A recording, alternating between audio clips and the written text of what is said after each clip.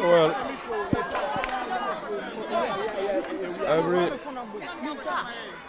all the stations that we have visited is very calm. The security men are around. The electoral officers are doing their work. So it's calm. The only complaint that I had was that the MPP officials are sharing monies everywhere. I even saw with my own naked eyes at Tukwai polling area where the MC has parked his car and was sharing money. But apart from that, I'm okay. Will this scare you? No, not at all. Not at all, because if you collect 100 cedis at the expense of your future, it's left with you. What do you mean by that? What do 100 cedis do to you if you collect it? Whilst you get somebody when he becomes an MP, will care about your welfare. Are you concerned about the voter turnout? It's low.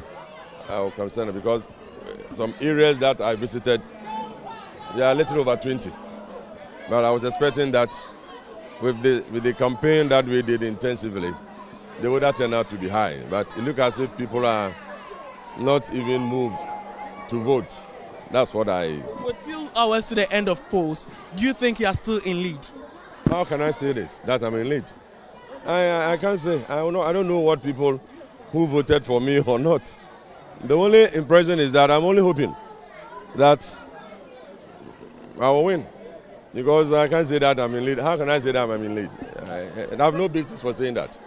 So earlier, your people did talk to the press, and in their opinion, they think that the NPP will do whatever possible to rig this election. Are you seeing similar? But I told you that they are sharing monies everywhere. There are areas where they're beating up our officers because they are bringing people from their homes to vote. How will this violate electoral laws? If some people live far and we've organized vehicles to bring them to vote, does it violate any electoral laws? So why should officers beat them up? It's so unfortunate. But for me, it's the will of the people.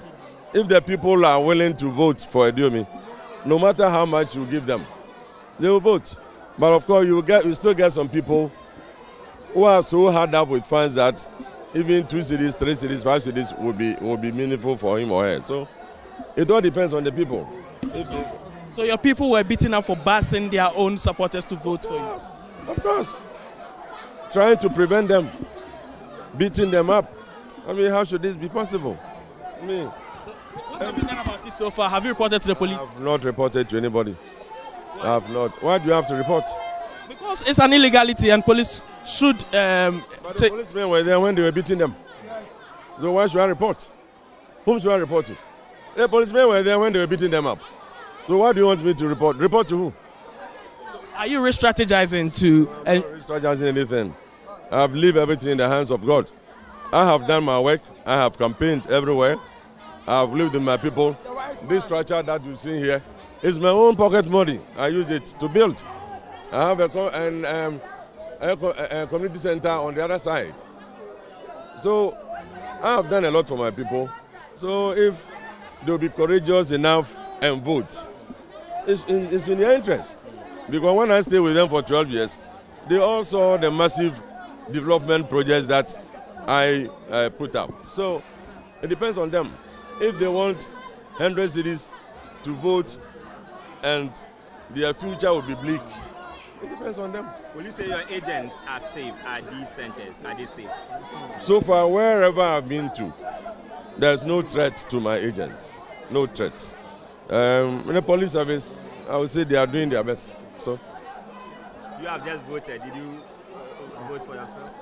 How can I vote against myself? Why do you ask me this?